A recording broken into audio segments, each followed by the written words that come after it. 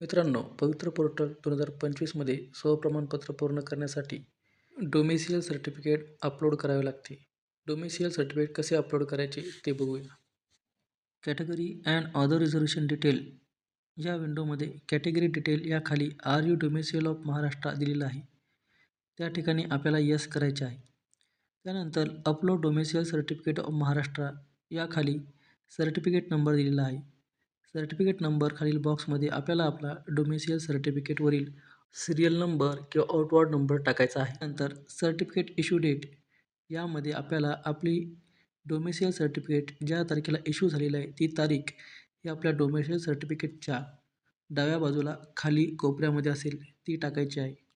यानंतर त्यासमोरील अपलोड या ब्ल्यू टॅबवर क्लिक करायचे आहे. अपलोड या ब्ल्यू टॅबवर क्लिक केल्यानंतर upload domicile certificate of Maharashtra he window open होईल.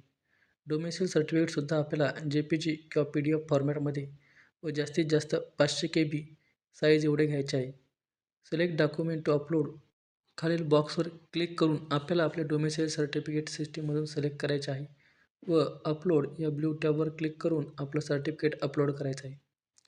आपले सर्टिफिकेट अपलोड झाल्यानंतर अपलोड या ब्ल्यू टॅबसमोरील व्ह्यू सर्टिफिकेटवर क्लिक करून आपले सर्टिफिकेट व्यवस्थित चेक करून घ्यायचे आहे.